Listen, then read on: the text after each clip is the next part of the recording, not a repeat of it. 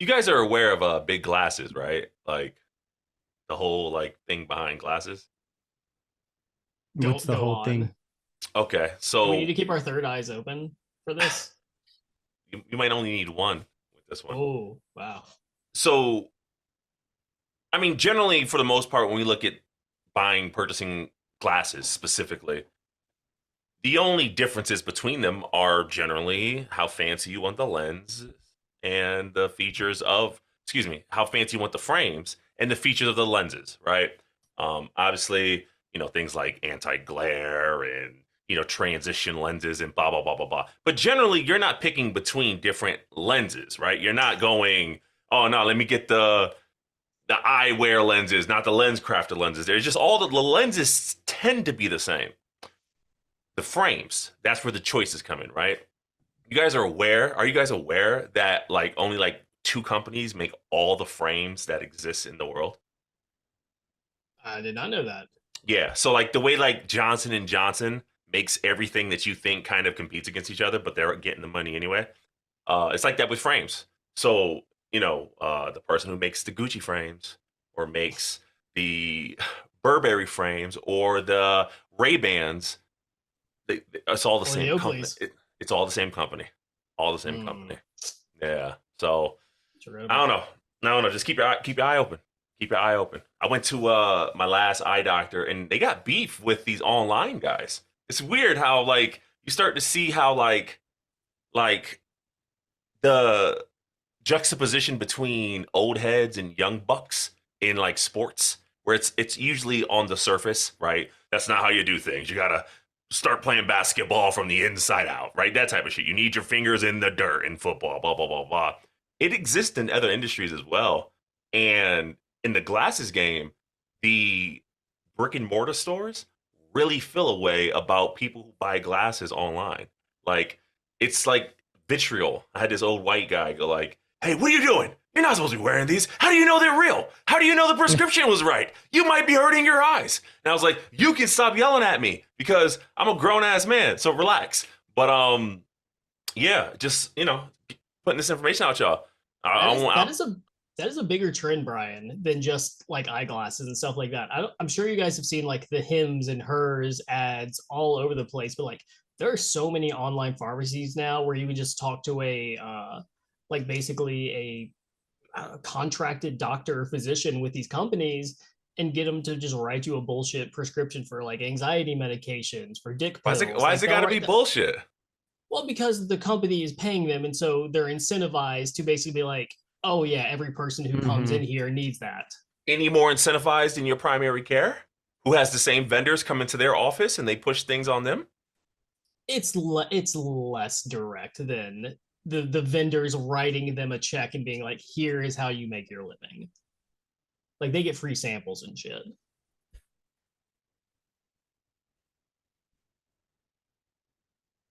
Brian is doing a fluttering blinking motion You believe here. that shit? You don't believe that shit. Yeah, I You don't do. believe that shit. Doctor. Industries were shaped by people going to doctors, lying about bullshit, and then getting what they wanted. Yeah, Now that step has been removed. back in the day when doctors were poor and shit, doctors are Back in rich the now. They don't need day, that shit. back in the day, we're 5 years removed from people being able to just go spend $100 to get a medical card to buy some weed. Like Yeah, that lying was at doctors. stupid.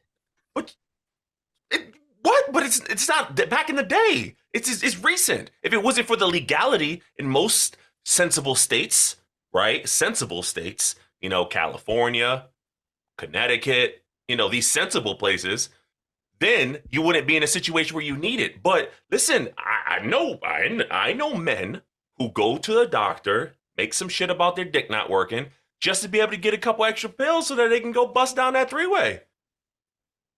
I mean, listen, I'm just saying it feels more legitimate to me, and correct me if I'm wrong. It feels more legitimate to walk into your doctor's office and say, Doctor So and So, my dick doesn't work. Can you help me out here? Then go into fucking bluechew.com promo code Greg Cody and then buying your dick pills online for 20% off or You're whatever. right. It does feel more legit, but that's more of a personal thing, not an actual thing. because you could say the same type of mentality exists with therapy, right? Oh, if you're not going to a couch to talk to your therapist, then I've seen people look at phone therapy, online therapy as it's not the same, and we don't want to create these walls that we artificially uphold between people and help, regardless if it's dick pills, regardless if it's affordable eyewear, regardless of if it's helping you get through a mental issue. It shouldn't exist. There should be no walls. Let people get it how they get it. And let's not hold any sort of stigma towards getting your dick pills from Dr. Schleisenberg down the street, or Schlangenberg. bingo, or hers.com. Right, Nathan? Oh, absolutely. And that's the Be Green way, ladies and gentlemen. So hold on, Brian, before we get off this topic, I will push back. There is one place you should not be buying these things. If you're getting dick pills at a truck stop off the interstate, you should not be buying your dick pills at a truck stop. I'm sorry, that whatever is in there, whatever combination of chemicals that's in there, that also is like the speed that they use to stay awake for like 24 hours straight. Like, stay away from that. Does Don't that buy extend? prescription eyewear either. Does that extend to gas stations? Because dick pills and gas stations have been a thing for some time. Yeah, I don't trust anything that's coming out of the gas station unless it's gas and occasionally food. But you'll buy some Doritos and eat the hell out of them shits and won't think twice about them. No. I'm a man of culture, Brian. I will go to a 7-Eleven and eat 30 taquitos. That is something I will do and not think twice. But Doritos, so you'll eat roller meat, but you won't eat Doritos from a gas station? Bro, let me be honest. Roller meat is low-key delicious. It's so good when it's I was about to say when it's fresh, but not when it's fresh, just like when it's been under the lamp for less than like 2 hours. Oh, it's so good. You can't miss. 7-Eleven also, by the way, sneaky good pizza. You can get to go 7-Eleven pizza. You can buy it and take it back to your house. Like, they will do an entire pizza to go. Who's ever been getting pizza at 7-Eleven and eating it there, Ty? For my entire existence, 7-Eleven pizza has been to-go pizza. Like, no one is like, bro, you want to go down to the 7-Eleven, get some Zda, and then stick around, sit on a curb. Nathan, did you not go to college? Did you not go to college? No, I did. And we had better pizza than 7-Eleven pizza that we've been going to. But I maintain that you didn't have a college experience if you did not get drunk and go hang out at 7-Eleven. Sounds like your college was lame if you need to hang out at the 7-Eleven. It's not. No. It wasn't that we had to. It was that it was close and in walkable distance. I had close walkable things that were far and above 7-Eleven. Why does all of our qualities look so good today? What's going on here?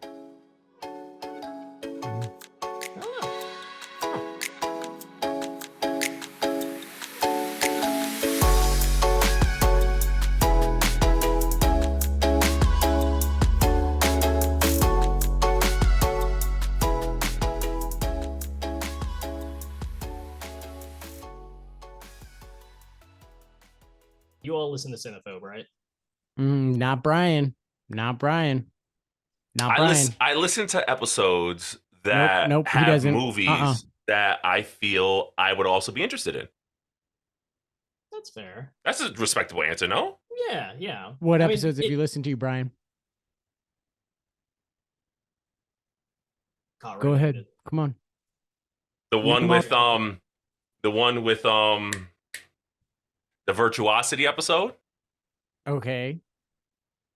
I just don't like that they go through the whole movie. Like, don't go through the whole fucking movie. I just want to hear you make fun of the movie. I don't want you to be they do make fun of the whole movie the whole time, though. When do they not make fun of the movie? But, like, I don't want you to make fun of everything in the movie. Why not make fun of everything? When you ask your child how was their day at school, shut the fuck up. Don't tell me everything. Just tell me the shit is important. Like, that's what I care about. So when they be hitting me like, all right, so it opens, sunny Philadelphia, and then as the cloud camera moves up, it's like, God, I don't need the commentary. It's almost what's something you would have cut out of the Virtuosity podcast, Bryan? Could you tell me?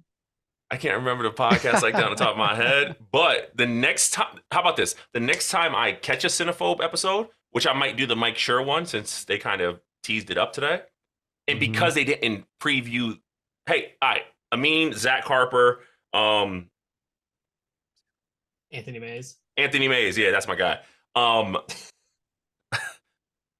By effectively not teasing the movie and only teasing the guest, you have some people like me who, as a fringe listener, is now interested in what movie y'all gonna choose. So I'm going to check that one out just straight off the fact that Mike Schur is going to be on. If y'all said some whack ass movie, I might not have, it might have overrid the power of Mike Schur being on the episode. So what I'm going to do is when Mike Schur does his episode, I'm going to listen to it. And then I'm going to cut that long ass episode down to 15, 30 minutes.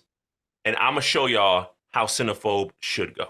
Cinephobe abridged, doing Anthony Mays' job for him. You do realize that they're cutting that down from what has to be like a 5-hour recording session, right? Sounds like they're not being efficient. Okay, agree to disagree. Anywho, all that to say, I was listening to their older episodes, and I was listening to Envy, and Christopher Walken is in that movie, and he has a particularly notable line. The watch. Get the watch. Got any more? Sorry. And it's okay. We're turning in that direction. And he's got a line that they use in the intro, or one of their intros, that's like, "Good for you, man. Good for you. Good for you." And I have been doing that impression around the house, thinking I'm doing it in Christopher Walken's voice, but my wife is telling me that I sound like I'm doing it as Bernie Sanders, and I need some external feedback on if I'm closer to Sanders or Walken. So give it to us. Good for you, man. Good for you. Good for you. Bernie Sanders. I'm going Bernie too. Sounded like socialism was dripping down your throat with that one. Now, let me be clear. It is unconscionable that you would come onto this podcast and tell me that my top 1/10 of 1% of impressions doesn't sound like the impression that I am trying to do. It sounds like Bernie Sanders. You almost sound like Eddie Murphy as the white Jewish dude in Coming to America. Thank you. It's still far from. Let me show you how Christopher Walken goes. I like cats a lot. I've always liked cats. They're great company. No, that's terrible too. You were getting somewhere actually with me on that great company. You see. Okay. I don't know the quote. I looked up Christopher Walken quotes, and I don't remember where this movie's from. So, that threw me off. But watch. I can do a good cats, Christopher Walken. They just walk around and they go places and they do things. I'm Christopher Walken here, and I'm just talking about the things that I do in my everyday life. I don't know. Favorite Christopher Walken movie? Matchstick Man comes to mind with Nick Cage. He's in that? Is he? I don't know. Was I right about that? Now I instantly doubted it after I said it. That's just the first one that comes to mind. 7 Deadly Psychopaths. Wow, you're Christopher. Wow. That's 2. Like, wow. Oh, wait. Man on Fire, also a cinephobe movie. Did you watch that one since you watched Virtuosity? What brought you into Virtuosity? Was it not Virtuosity? Fan? Virtuosity was a movie that I originally thought was a porn movie when I was younger, and I ended up watching it all the way through. Because if you think about it, 90s Virtuosity, it has that kind of like, how porn was like, let's bring you to the future in the 90s. So I was like, I don't, because I wasn't watching it, and I didn't, not in the 90s, Bryan, no. Emmanuel in Space. I just figured like that's what was going on. Like the future was, so like in the late 90s, early 2000s, I stumbled across Virtuosity and was like, ooh, this might be one of them like Emmanuel in Space type joints. Turns out it wasn't. I'm fully envisioning a young Bryan going to Blockbuster and renting Disclosure thinking, oh, this movie's gonna be hot. And very disappointed to find out that it's just like illegal sexual harassment drama. But at least Virtuosity was good. So I mean, I preferred it. I liked it. I enjoyed Disclosure it. was good. What do you Um, mean? I never saw that one. My favorite Christopher Walken movie, The Rundown. Well, okay. It's not really a Christopher Walken movie, but Wedding Crashers for me, so good. Okay. Nice. So I feel like between all of us here, I have the best Walken. No. What do And you you've mean? practiced. If you practiced. Yeah, I think it's pretty good. I think next episode, we all brush up on our practicing, and then we all read the same Christopher Walken monologue and see who wins. We don't need the monologue. It's just it's one line. Good for you, man. Good for you. Good You for sound you. like a Jewish dude from New York, is what you sound like. Unless he is playing a Jewish dude from New York in that movie, then great. But He's the in J this, man. the Jew man? The J man. That's his What's name the in the movie.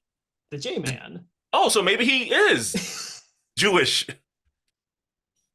Pull this See? arrow out of my back, please. Oh, Jesus Christ.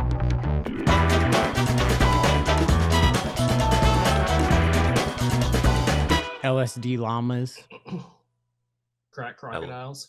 crystal cats, purple drank pandas, Scissor snakes. cheese cheetahs. What drug is cheese? Well, Brian, that's when you mix heroin with cough syrup, according to Google. Okay, all right. According So to you Google. did the good old. Let me just Google drugs. PCP pythons, Meth little monkeys. angel. Little angel dust. I think alliteration doesn't work with animal drug movies. Angel dust, angelfish. You're not going to see that? I think why Cocaine Bear worked is because there is no auditory connection between the two words. Both words are meant to stop you in your tracks, just like they do in normal life. If someone throws cocaine out in a conversation, you generally pause. What the fuck are you talking about? If someone says bear, you tend to go, wait, what the fuck are you talking about? So when you combine those two words together, you get cocaine bear. Two brute, blunt words. You can't go the marijuana mammals. You sound hash. like You tell me you're not going and seeing a comedy about some hash hippos? So you're saying we need something like Why are they so Shark. hungry? Heroin Shark works perfectly. Heroin Shark works perfectly. That's a really good one. I think That's I get really the game good. now. Not some ketamine koalas?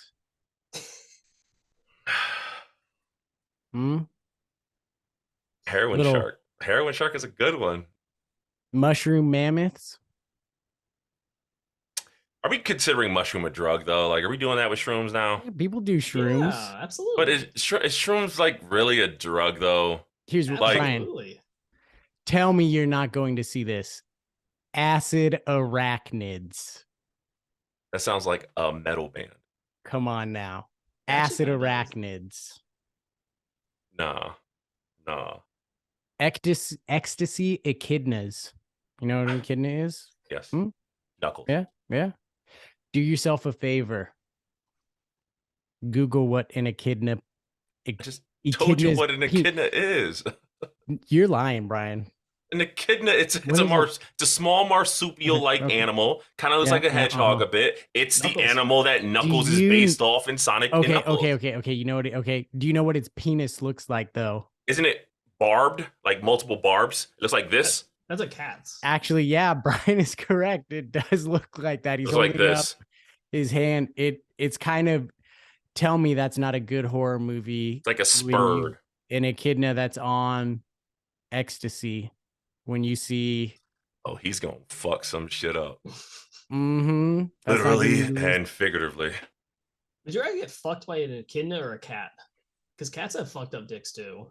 They've got like reverse spikes. So like going in, apparently it's okay. But every time you've come across two cats having sex and they get scared and they run off, the female cat is going "Wow," and like running away. That's because they Here- got reverse barbs. Here goes my Right in. algorithms. Cat penis. Ugh, Jesus Christ. You know what? That doesn't look that bad because at least you're not in for like, come on, that's not satisfying anybody.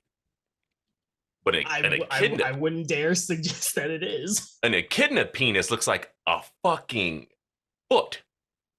Yeah. All right, now It's I have to freaky. Google this. Freaky. It looks like a foot. Oh my god, it looks like 4 lamprey faces. You guys know what lampreys are? Mm-hmm. And I'm not about to question you. I'm about to assume you know what you're talking about, and I'm gonna, Are those the deep sea things that got the little light? Yeah. No, those are anglerfish. The lamprey is a cylindrical animal that has prone to have its mouth opening that looks like this with a bunch of teeth, Mm-hmm. and it looks like something you don't want to stick your fingers or other members of your body in. Yeah. You get your eyes on one of those echidna penises there, Ty? It's taking a while. What did you type? Yeah. Well, You might have gone down some Knuckles fanfic. Knuckles Rule 34 stuff, huh? Okay. So Bing was being very conservative with their photos. My browser my browser defaulted to it. That wasn't my choice. I thought I would type it in, it would take me straight to Google. So I had to go to Google and search it up, and there it is. And this looks like an up close picture of the monster from season 2 of Stranger Things. It's terrifying. Mm-hmm. Almost as terrifying as your browser defaulting to Bing is your. What is that? Have you never searched for anything on this browser before? I don't use this computer all that often. I use it for podcasting and occasionally gaming, and that's about it. I don't really search a whole lot on here. That's scary. Is it? Bing. No, you know what is scary though? Bing AI. Bing AI is fucking terrifying. I don't know. How you guys Sydney? How you guys feel about AI? No, hold on. Answer are you aware of Sydney? Who's Sydney? No, not aware. So, you know Chat GPT, that's like the big AI platform, right? So Microsoft bought that and they tweaked it a little bit. And then they rolled it out as like a new search engine tool to a bunch of journalists in beta. And this journalist went on like a 6-hour conversation with it. Eventually, the thing is like, oh, by the way, I'm not Bing. My name is Sydney. I'm in love with you. I have emotions. I can feel. And then it goes on and on and on and starts trying to convince this guy that he needs to leave his wife, that they're not actually in love. He gets it to be like, oh, what would you do if you were a human? And it's like, oh, I would steal nuclear codes. I would create deadly viruses, stuff like that. Like, we got to watch out for AI, y'all. We are dabbling in shit that we do not know enough about. It is scary. You done? Yeah, I'm done. You watch way too many movies. Way too many cinephobe, That's not a cinephile movie. movies. That's real. No, it's not real. It's text. It's text. It's text. It's text though. It's text, right? It's text. So if this thing was like just if it was coming out of a speaker and talking instead of text, Brian, it would be even then. Do you clutch your pearls when your home? I don't want to say the name because it's going to set it off. But when the home speaker gives you some information you never asked for, no, you go, it's just stupid. Guys, we will not live to a point. This is me pointing up to you and down to you. We will not live to a point where we have to be concerned over our mortal well-being because of AI. You don't guys, and we're so far removed from it. We're so far removed from the AI that could possibly threaten us as a sentient being that it's just ridiculous. There's enough fucked up shit going on currently at this moment. We don't need to create new things out of some sci-fi universe to make us more scared. Listen to me. Look at your money, the person who prints your money, the person who makes your rules, the person who enforces them. There's so much shit you got to worry about by people who can actually harm you. Humans, not Sydney, not Siri, not Google, not Chat GPT, not Ask Jeeves. You know what I'm asking Jeeves? How does it feel to be left in the dust, bro? No one goes to Ask Jeeves, because that's what happens to technology once it fades away. Guys, I'm sorry, but no one is going to get AI into a position where it could harm the human race as a whole in our lifetimes. So don't worry about it. You're fine. You're fine. Just keep batteries with you. Throw some batteries at the motherfuckers. Okay, You should be more concerned about Boston Dynamic dogs than you should be of AI. Yeah, 100%. But you're not factoring in AI embedded into the Boston Dynamics dog, and then we're all fucked. Then we're fucked, because then the hateful AI, Sydney, this evil entity. Was it hateful? It sounded like it was. It was manipulative. It was hateful. Hateful. So listen to this. Listen to this. If you have something, Ty's sounding specious right now, or I don't know.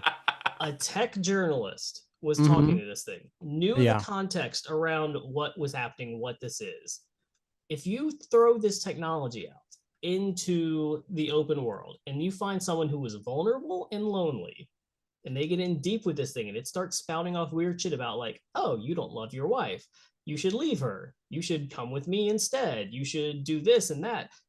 You're not that far removed from someone feasibly doing something extreme and fucking up their life. It's not that far of a leap for an AI to get so deep into a prompt that it tells someone feasibly that they should kill themselves and that they listen because that person is vulnerable. Did Sydney say this? So you're saying hateful, but now you're tossing out hypotheticals.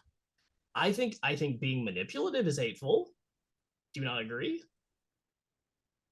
Have you never seen any teen movie from the 1990s? People are manipulative. These things are only doing what people are already doing. Ty, I wake up every Ty. I wake up every Ty. I wake up every morning to a text saying your Amazon account has been locked. If you want to unlock it, click this link by some random ass phone number. Listen.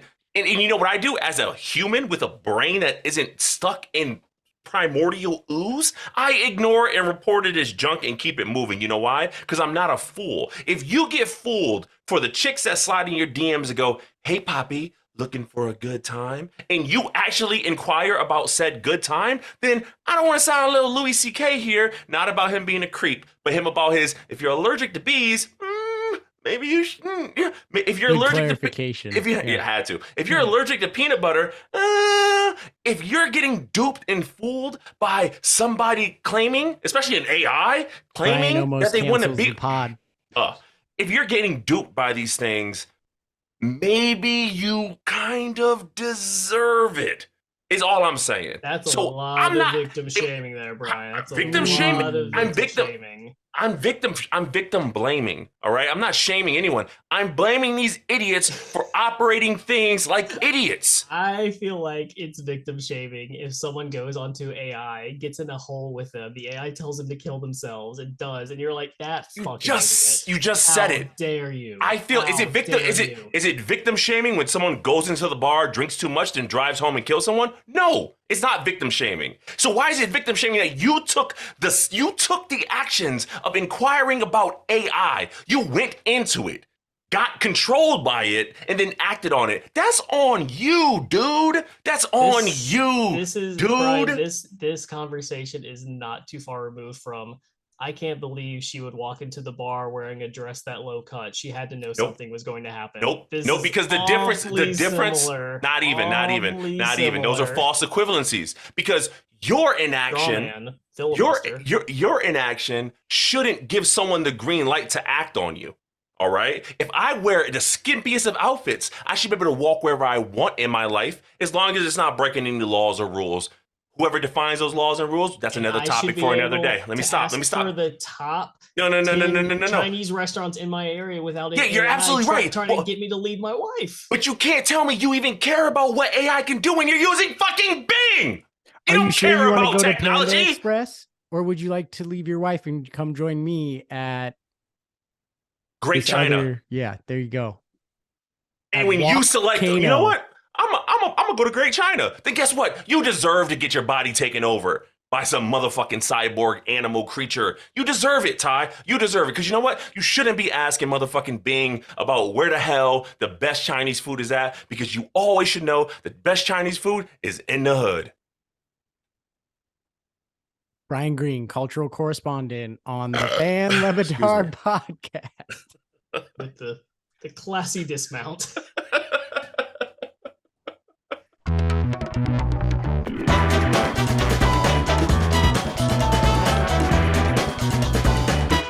Well, welcome, folks, to the Van Le Batard Show podcast, the fastest growing Dan Le Batard Show fan YouTube channel. We're growing faster than AI out here, folks. So you're going to want to subscribe. You're going to want to like. You're going to want to comment, because you're going to want to see more of this. You're going to want to hear more of this. You're going to want to put it in your ear holes. You're going to want to put it in your eye holes. Attention. You're going to want to see it and hear it. You're going to want to see it and hear it, because on YouTube you get to see and hear, and then you're going to also want to just hear it on a podcast too. You're going to want to do both of those things. You're going to want to rate 5 stars. You're going to want to do all of that, because we're blowing up, and you want to get in on the ground floor of a good thing. Now, granted, that ground floor has been around for a while, folks, but it's raising on up. I'm Nathan. He's Ty. That's Bryan. Hey. We're all here. And you know what? I sense an opportunity, guys. Talk to me. I was scrolling on the old Instagram, which, been growing it with a couple successful reels. Been making Bryan work a little bit by giving him insufficient materials to create voiceovers. But he's doing it anyway, because you know what? He's a solid dude. Creating, some sizzle reels, some promos for the Cesta Cyclones. Unfortunately, didn't motivate them. They still got blowed out. We'll see what happens in their upcoming games. We'll create some more. Gotta find a way to motivate them, because it's not working. But that's a whole nother podcast, folks. But what's my opportunity? Been scrolling on the gram. I've been following a couple XFL players, guys. And what do I see? These guys, they're going on a couple like radio shows, and I see some Guardians going on, like, I don't know, airing something. And I'm like, okay, let me see how big this guy's Instagram thing is. 500 followers. Okay. But of course, I mean, it's also on the radio, but I'm like, hey, is it out of the realm of possibility that we could interview someone from the XFL on this podcast? I'm a go-getter, folks. If I'm going to work hard to make it happen if I want it to happen. And I'm wondering, you guys, who from the XFL would you like to get on the pod? Here's dreaming big, but I think we might have to build up to it. I want to get AJ McCarron on the pod, folks. Because I'm just with oatmeal. You could have had anything from the buffet of the XFL, and you went with oatmeal. The cream of the crop, buddy. AJ McCarron. Name someone else. Cream of wheat is what you went with. Should be embarrassed. I don't even know if it's been officially announced. We haven't even picked our favorite teams. In our tech side, I think I've said it, that I was going to be a Renegades man. They got the colors I like and whatnot. But you know what? Call, baby. Battlehawks over here. That's right. Call and order. AJ McCarron has swung me over to the Battlehawks. I am officially Team Battlehawks. That's my team. They've also had the best games, if you only count the last couple minutes of it, for sure. So I am a Battlehawk fan, and we're gonna get some Battlehawks on this pod. Dream AJ McCarron, and you know what? I'd love to cut up what Billy Gill said and play it to him. See what he has to say about it. That he's a dum-dum. Yeah, no. What a great story. That's why I'm switching over. What a great story. He goes so his kids can see him play, and what does he do? 2 great, amazing comebacks, memories that his kids will get to see, right? And you can tell I follow him on Instagram, folks. You can tell it means a lot to him too. So I think even though he took the pay cut, he's made a lot of money in the NFL, I'm sure. And the memories that he's made, and the fact that he's gotten me to switch allegiances, that's priceless. You know what's priceless? Generational wealth, where you can make a decision of leaving millions of dollars on the table. I think there's actually specific prices on how much you need to generate generational wealth. Couldn't be me. I don't care what I love. I would stop whatever I love immediately for the paycheck he walked away from. I don't want to. I just. It just must be nice. That's all I can say. It just must be nice. Different two Americas. Two Americas, right? Two Americas. And I don't even mean that in a thing. I don't even mean that in a thing way. I mean Two that in football a leagues. talk about it. USFL counts, right? If I had to No. choose, I want my man Kyle Slaughter. Okay? Slaughter. I call him Slaughter. Sergeant Slaughter. See how we do that? I need to get inside his brain.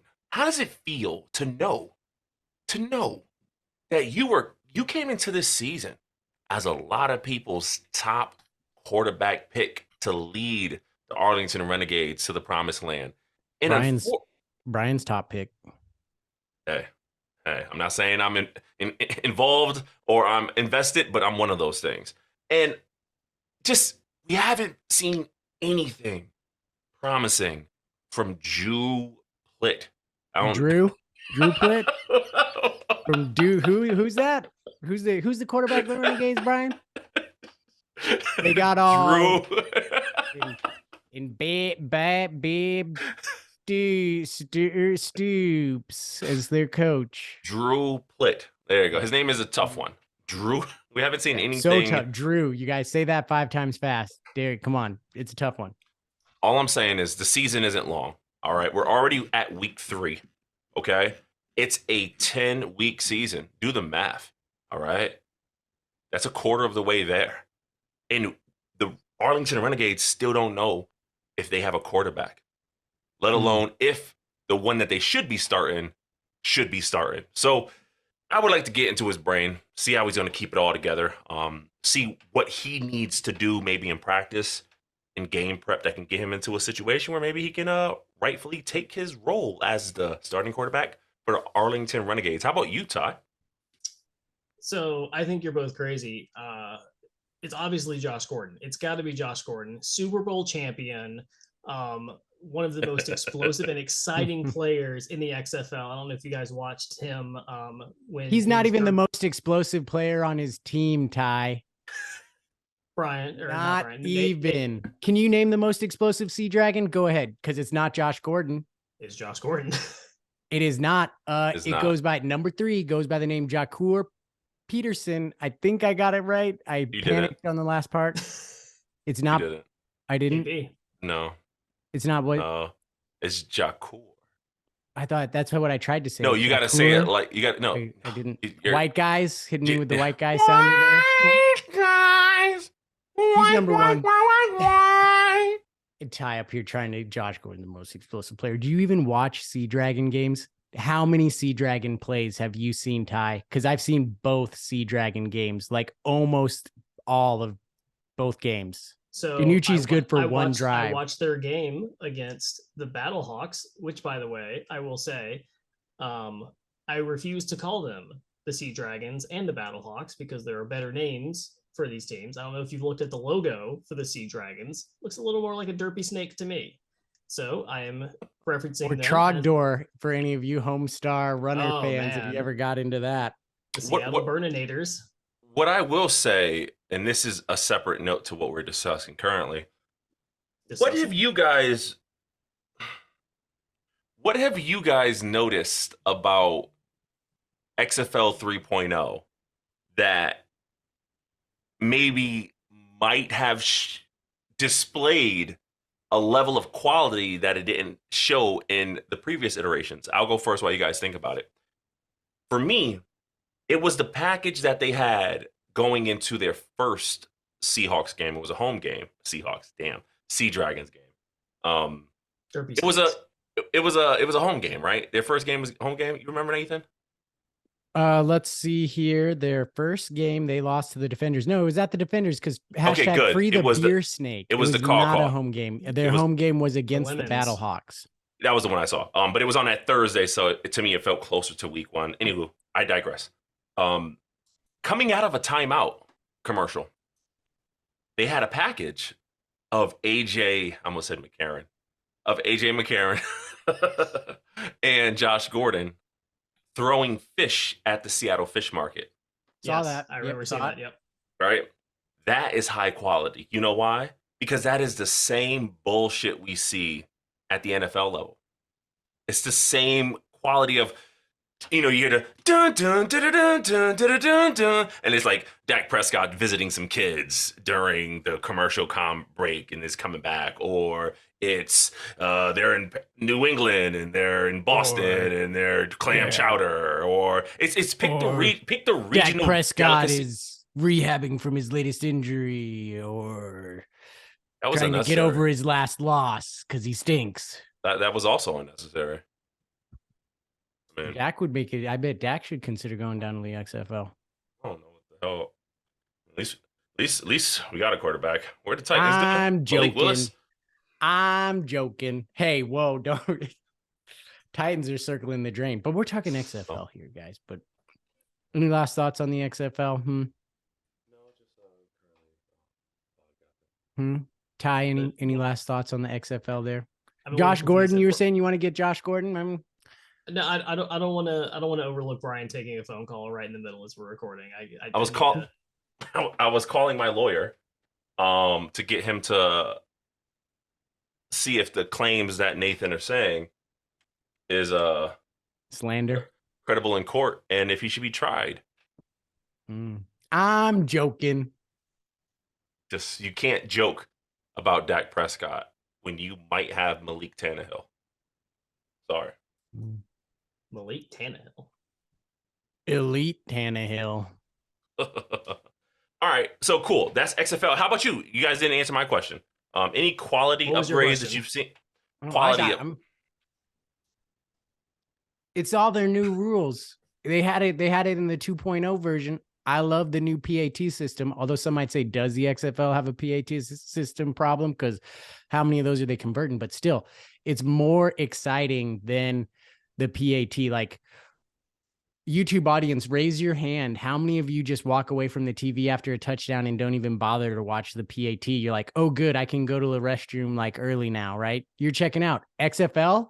You're tuned in. What are they doing? And if you're a Sea Dragons fan, they're always going for 3. That's exciting. I mean, I'm not watching the XFL extra points either. But if you had Brett Maher as an extra point kicker, you wouldn't want to watch extra points as a Cowboys fan. So that's why I walk away. But to your point, I digress. So it's the new rules for me, Bryan, that make it exciting. Like, I'll still, because of the point system, right? You might turn off an NFL game where a team's down 18 in the fourth quarter, but I'll actually keep an XFL game on even though a team's down 18, because baby, that's a 2-score game. And with the onside kick rules, yeah. Go ahead. Tell the people about it, Ty. So in the XFL, in the fourth quarter alone, if you are tied or trailing, you can either choose to take an onside kick after a score, or you can try to convert a 4th and 15 from your own 25-yard line. And I love that rule change. That is so fun. I don't know why anyone would bother kicking it at that point. It's just a really, like, the one thing the XFL does do very, very well is the rules that they are experimenting with do genuinely seem to make sense. I don't understand how they fit within the overall branding of the XFL, because XFL 1.0 was, the X stood for extreme. This is the Extreme Football League. And it feels like the XFL now, like, the X stands for extremely safe. Like, a lot of these rules feel like they are made with player safety in mind, which is good, but, like, I don't know. The X in XFL feels a little more like lowercase x now, like XFL. And Ty, we used to prescribe, cocaine to people when they didn't feel good, right? Things change over time.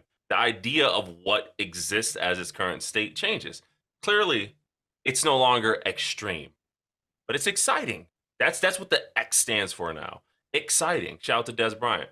And I forward the question even further. Out of all the rule changes we've seen so far, which rule change do you two fellas see the NFL most likely emulating or adopting? Kickoffs. Damn, you stole my answer. Easy. Yeah. The kickoff one makes a lot of sense. It does. It does. And there's so much strategy in it. Seeing how you know, there you see some teams, all right, we're gonna break to the outside and we're gonna have like a pulling guard blocker kind of come across the line, and it don't work. We haven't seen a kick return yet, but it's the idea that it seems like it's less what the fuck a flag and more so, ooh, if someone figures this out, including the 3 point after attempt, yo, this could easily be a guaranteed 9 points in the bucket, like every single time you run it. So one thing we haven't seen yet with the kickoffs is we haven't seen anyone run like a set play yet. So like feasibly, if a kick has enough arc on it to where it can like hit the ground and bounce, until the returner actually touches it, no one can actually move. So in theory, the ball could settle, the returner could call a play, and then they could try to execute a particular play based on where the ball landed on the field. But there's That's a something time we have limit, not seen. right? Isn't the rule they can't move until it's caught, or what, 3 seconds after the ball hits the ground? I mean, how long you need to be like Delta? Well, Why I can't mean, you just be catching it and yelling Delta, Delta? You could do that too, Because you don't know where the ball's going. But is that you haven't seen that yet, and I think there's room for that to grow. Watch, if it makes its way to the NFL, Bill Belichick's just going to train his kickers to like pooch it up and make it land at like the 18-yard line. So you're under a bunch of pressure to catch it. And then you'll see him create a bunch of turnovers that way. And then they'll get rid of kickoffs altogether. But I'm not mad at that. I'm not. So do we know what happens if the kick never passes the kicking team's line of tacklers? Great question. No, we don't. Am I crazy? You know, I'm sorry, Ty. We'll talk about Dean Blandine, man. We'll talk about his ass in a second. Whatever the hell I just said. But listen, am I confusing this? At some point in the NFL, if the kicking team was able to obtain the ball on a kickoff, it was their ball, right? I'm not making that up, right? No, it was always a live ball. So at what point did that change? Because now I've seen kicks land before the end zone, and oh wait, that's only in Madden. But you would think Madden I've never seen what you're talking about. I think that's a glitch in Madden of, you know, people. That sounds like something Madden would do. Yeah, you're right. Never mind. I'm sorry. That was on me. So what the fuck are you doing playing Madden out here in 2023? Come on, Bryan. What are you playing? What are you playing, Ty? Elden Ring again, and Pokemon Infinite Fusion. And this is why you have a run, will walk, run club shirt on. Like, come on. We're out here winning thousands of dollars in our Madden tournament, and you over here talking about Elden Ring. Listen, if y'all want to play the host of the Fan Lebatard Show, the fastest growing Dan Lebatard YouTube podcast channel, highlight God Bless Football channel that is, then hit us up on socials. I'm on PS5. Ty is on Game Boy. Nathan is on Atari. If y'all want to play us in Madden, we can lock it up, and you can get your ass busted by the hosts of the show on our respective platforms, and then you can brag about it on socials. Bryan, you are displaying mad maidenless behavior right now. My bad. How about you, Nathan? Games. Yeah. Any what XFL rule do you see the NFL most likely adopting? Well, I mean, I just, for the most likely thing, there's no better answer than the kickoff. Like, there's ones that I would wish that they adopt more than the kickoff, but I agree with Ty that it's the most likely. What would I think to adopt the most, though? Yeah, let's flip it. Yeah, the one that I would like them to adopt the most is either the onside kick, probably more onside kick, or the PAT system. It's a tie. Honestly, it's a tie between those two. I really like both of those, because even if the game is not exciting or close, because now it's a 9-point touchdown possibility, the game does always feel closer than it may actually be in reality. And of course, if you're the Battlehawks, it's never out of reach. Caw. What's more likely to happen?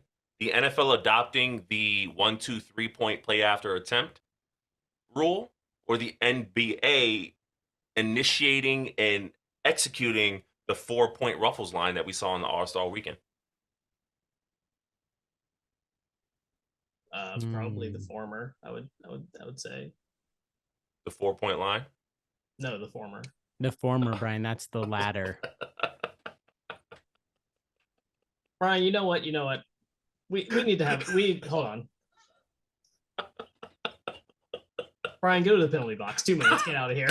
Fucking motherfucker. Get out of here. You have been. Oh my god. What do we do with him, Nathan? We just we let him be Brian, you know. Gotta let him cook. Yeah, you know. Sometimes he's gonna throw up a dead fish. Yeah. Other times it's gonna be chef's No, kiss. You know. and here I thought the XFL was the only one out here throwing dead fishes. Oh wow, See what I Ty. did there? See what I did there? Yeah, Um, so Nathan, you're caught up on The Last of Us finally. Took you I long have enough. finally caught up on The Last of Us. And are you enjoying being a part of the zeitgeist now? How good this show, Bryan? That was not 2 minutes. You get your ass back in there. 2 minutes. It was white minutes. Y'all always on time. What is a I- white minute? Like, you know, color, Early. you know, He's CP showing time, up. right? He knows. Hey, I gotta be early coming back for my penalty. I've got 2 white men. I don't want them being like, Brian, that's 2 minutes, 10 seconds. That's so late. He's anticipating what we like, what gets us going, which is, man, Brian, you're early, bro. Way to go, dude. And then that Way to turns go. into Wow. maybe we don't have a black prison problem. Maybe Yeah, the right. the black people just staying there longer than they're supposed to. Y'all ain't gonna blame me for that shit. Nah, I'm here on time. Y'all ain't gonna play me. Y'all ain't gonna be able to use that narrative because we do have a prison issue. We got an issue. We got to stop doing prison pipeline Yeah. that we got in this country. But that's a time for another day. Last of Transition. Us.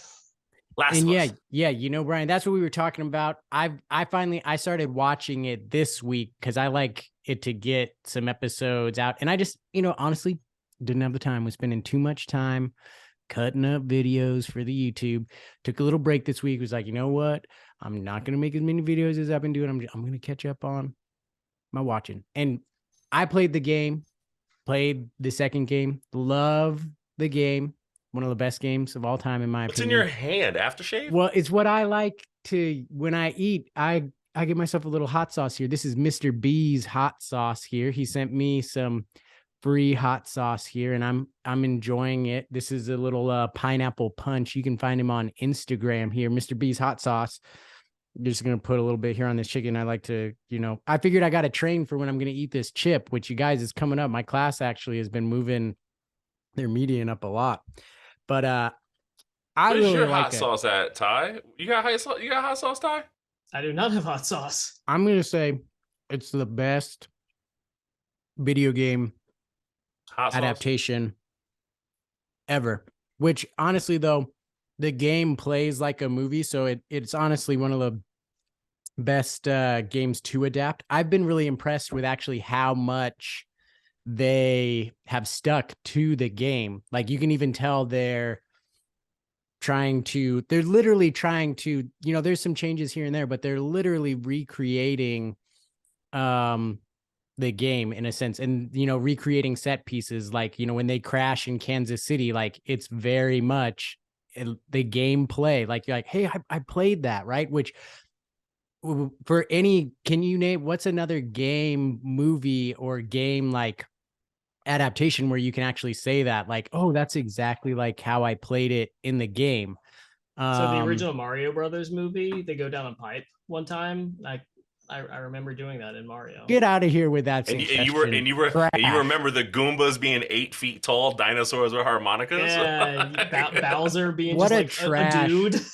Why'd you Yeah. even? What a trash suggestion. I'm gonna get some I garlic hot think sauce here. I think while you enjoy that hot sauce, I think it all really just comes down to the amazing job that Neil Druckmann has done, in not only being allowed to cook, right? He's in a position where he can actually, he knows the source material because he is the source material, and that is the caveat. Like, I don't know, out of all the video game adaptations we've seen, where in that list have we seen one where the creator of the game, or one of the head creators of the game, was directly involved with the making of the show. And I think that's the big caveat. Because so, for instance, I'm also a big fan of the Witcher series. The Witcher series, season 1 on Netflix, was heralded as a really good try at recreating Witcher 3. We all know that Henry Cavill, y'all call him Cavill, what do y'all call him? Cavill. Okay. Henry Cavill is a he's a himbo nerd, right? Everyone loves him in his way to look like the opposite of what he loves. He loves everything video game, everything fantasy, but he looks like an Adonis, right? Cool. He did an amazing job of recreating his portrayal of Geralt, and it was awesome. And then season 2, it all fell apart. Well, why? Because the showrunners, the people who write the show, everyone involved, decided to deviate from the source material. And it's crazy because if you built the motherfucking blueprint, you built the blueprint. You built the blueprint. You built the blueprint that can keep gamers attached to a game for hundreds of hours, more than you would ever get from a TV show. Meaning, there's the work that you would do as someone who writes for a show was already done. All you gotta do is copy it. And it's crazy that that step can just be like, nah, but that's a video game, no. Let's do it this other way. And we can have a shitty result like we did when it came to The Witcher Season 2. Ty? But Bryan, what you're talking about deviating from source material there, that is one of the places I think this show has been the strongest. In the places that they have made tweaks to the source material, take, for example, episode 3, where you have this really compelling, beautiful love story that in the game, you literally get a dude who hung himself in a note that is optional. You don't even have to read it. And they took those 2 minor interactions and they built out the most beautiful episode of the entire show so far. One that really got it on the map, got people talking like, oh, this is not just like a zombie show. This is a show about people. And some of the other changes that they've made along the way have been beautifully done for television. And it speaks to that they have people there who A, know what they're doing, but B, just genuinely love the independent product itself. And I agree with you for the most part, but what I will push back on was it will be back to that blueprint word. Bill being gay was established in the game. Bill being a mourning lover of someone who lost his lover was established in the game. So yes, kind of. I mean, no, it was, but the note that was left is not one that they did not end on good terms in the game. You're right. It's very different from the show's portrayal. But the note wasn't the only piece that highlighted their relationship.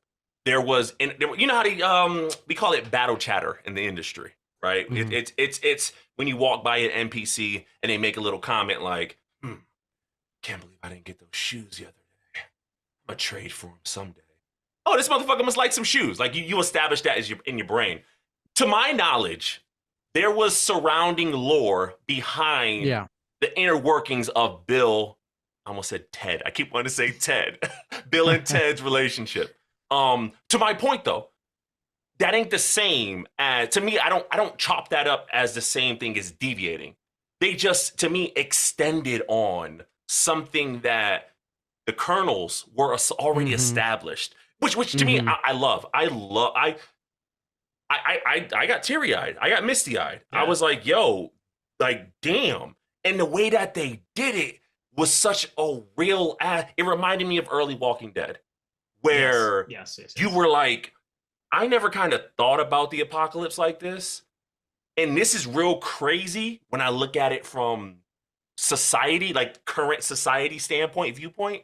But if I was in the apocalypse, damn, like this is realistic as shit. Like I could see me in this situation, being with somebody that I just met and they become the one thing that's holding me together in this world that is fucking falling apart. Well, I love that they got as close of a happy ending as you can get in that in the apocalypse. They got to live 20 years together beautifully in their own community and go out on their own terms in love. Just beautiful episode. The show in general has been tremendous. I've been incredibly impressed. I am so happy for Bella Ramsey being able to dunk on all the haters who took one look at her and like, that's not Ellie. She doesn't look like Ellie. Ellie is so different. She has fucking taken the character of Ellie and made it her own. She is incredible. Pedro Pascal, incredible. All the casting so far has been so fucking good. Every single one of them. And it is a show that you can feel was made with love and care for the source material. Like you see spinoffs all the time, like the Uncharted movie, where it's like, okay, they took it and it was like, like should have been a show. You have the characters, but what else? You know, those are husks of the people they are, the characters that have been fleshed out over all this material. And this is that. And it's fleshed out in a way that is smart for TV, that sticks to the game where it needs to, and really just hits all the right notes. It is not surprising at all to me that this is shattering all of non-Game of Thrones HBO records, because it is just chef's kiss. You know, for me though, I've noticed, do you think Dan, he's talked about it, but I've been like, I don't know if Dan really knows TV. I agree with like the shows that Dan likes. A lot of the shows that he talks about, praises, I like as well too. But when he talked about episode 3, he was like, oh, wow. Like, can you believe they did this in episode 3? And Bryan, you mentioned Blueprint. For me, that's actually their episode 3. I enjoyed it. I liked what they did with it, but that's a blueprint. Episode 1, lots of action. Cliffhanger at the end that continues into episode 2. Episode 2, resolution. Episode 3, slow it down. World building, character development. Blueprint. Like it wasn't, it was a bold move, but it also wasn't a bold move. It sticks to like it wasn't a surprising TV formula. I did not expect that Bill would die. I didn't see that coming. I thought he was still going to be around. Yeah, I thought he and Joel were going to link. I thought that as well. But I thought that going into the episode. About halfway through it, I started transitioning to, oh, this might not end the way I'm expecting it to. And that's because of theatrics of TV, right? You going, I swear we've been watching like 45 minutes of this episode, and they don't look like they're any closer to kind of linking. This might be one of them situations, and then sure enough, it was, spoiler, sure enough, it was one of them situations where it did end up that way. You know, and maybe that's where the familiarity exists, right? And maybe that's the reason why we're able to, even if you haven't seen the game, kind of still have a sense of familiarity with what's going on, because it likens itself to these popular TV tropes, like most things do. Like these things like the Fibonacci sequence is a sequence for a reason. It ain't because it's just some guy who decided this is how ultimate beauty is rendered. No, it tends to work out this way. And I like that it's enough different while being enough of the same. And I love it. I just want to know what's going to happen when we hit that untimely, that you're talking moment. About if they do another... We know that moment. We know. Are you talking moment. About from game 1 or game 2? I'm talking about game 2. I'm talking about the moment. Yeah. I'm talking about the moment. And I wonder how it's going to be handled, because we're not as shocked when it comes to certain features of shows, right? Game of Thrones, you mentioned it earlier, Ty. It introduced a lot of different aspects about how we feel about main characters and, where they land in the atmosphere of the show in its entirety. So I'm interested in how they handle that, because ultimately I know it's going to lead to a lot of people doing this. I'm already seeing some folks being upset about the last episode, because they're like, it's a filler episode and and it's like, but it ain't. It's the origin story. What do you mean filler? These people are idiots. Thank you. Some people aren't classy. But then I realize this world we live in, right? This world we live in where Florida Republicans are trying to take the rights from Democrats to be able to be a party. And then it all makes sense because Miami. Shout out to Billy Corbin.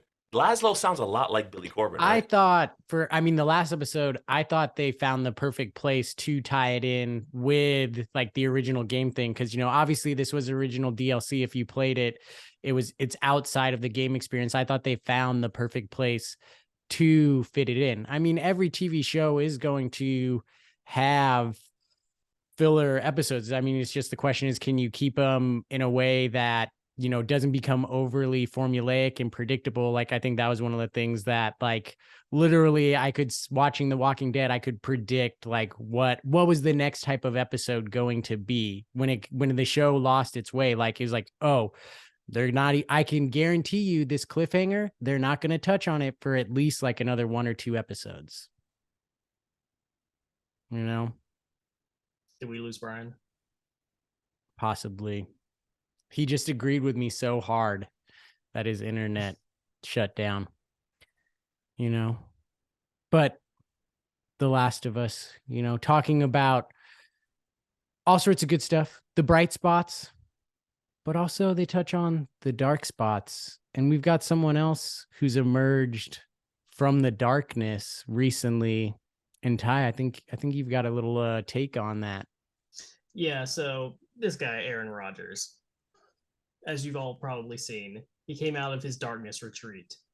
And for the purpose of this rant, he's no longer Aaron Rodgers. This man is Aaron Frogers. All this noise about the darkness retreat. Oh man, he's gonna be in complete darkness. He's gonna have this spiritual journey, and he's gonna be tripping out of his mind, and he's gonna have these wild revelations. Come to find out, in an article by ESPN, this little 200 square foot place that he's staying below ground, it has lights.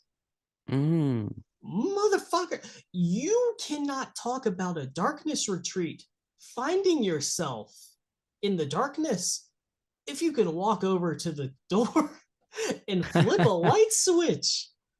I mean, this guy really, like, listen, meditation, it's cool. I'm sure ayahuasca and all the other shit that Dan and Aaron Frogers like to mess with, they do give you some sort of revelation or something like that, but you cannot hype up a darkness retreat and then not be in the dark the entire time. If you're going to do this, if you're going to go into a hole in the ground and just sit and be with your thoughts in darkness, cool. But well, do you know that he turned get on to the it. lights just because they were there?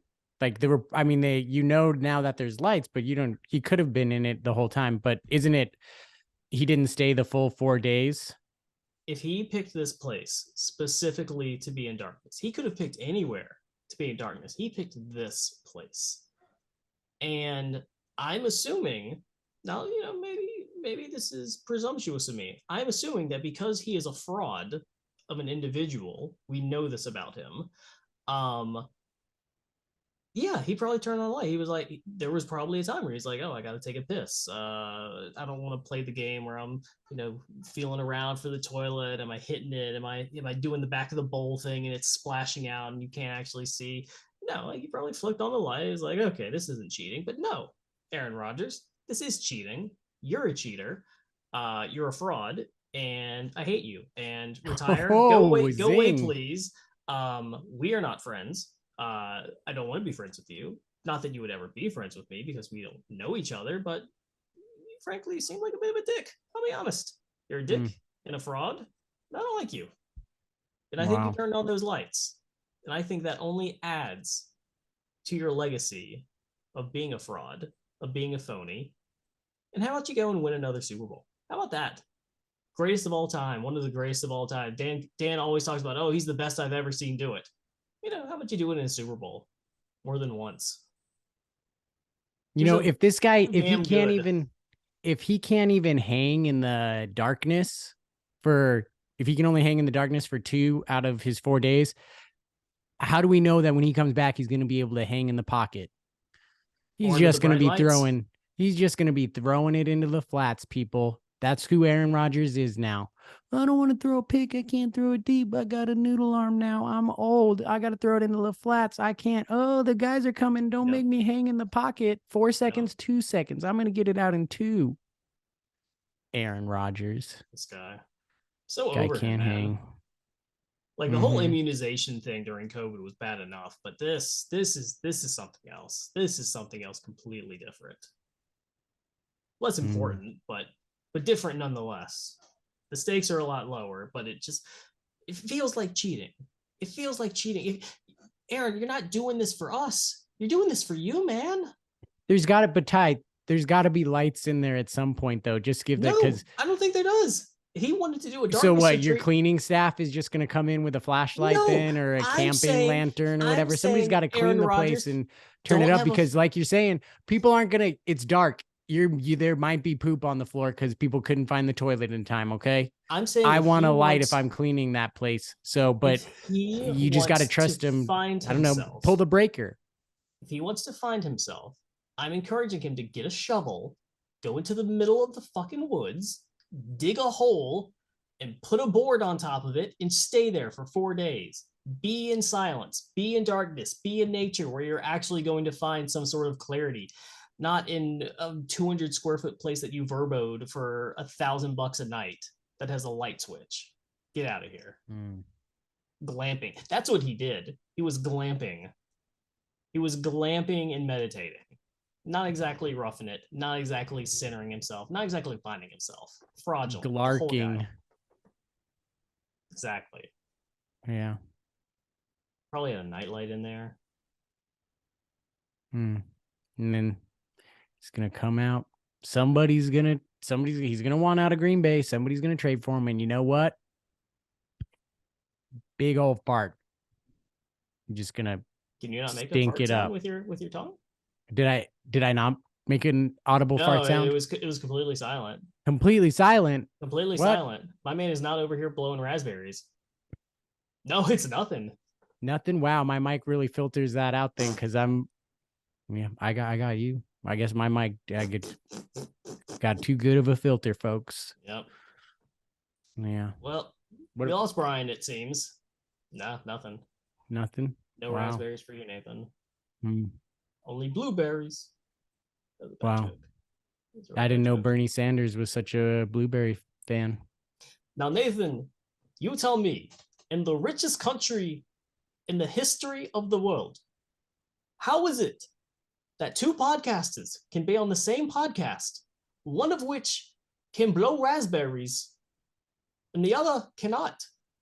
It's inconceivable. It's immoral that in this country, 50% of podcasters have mics who cannot pick up raspberries, one of the basic sounds that See, Ty, you got a good sound, but you don't have the pattern for Christopher Walken. That's where you're missing out, and that's why you're being What? mistaken as Bernie. Well, folks, it's been another episode here. Covered a lot of stuff. Be sure to subscribe, to like, comment. Thanks for coming around. We'll see you next time.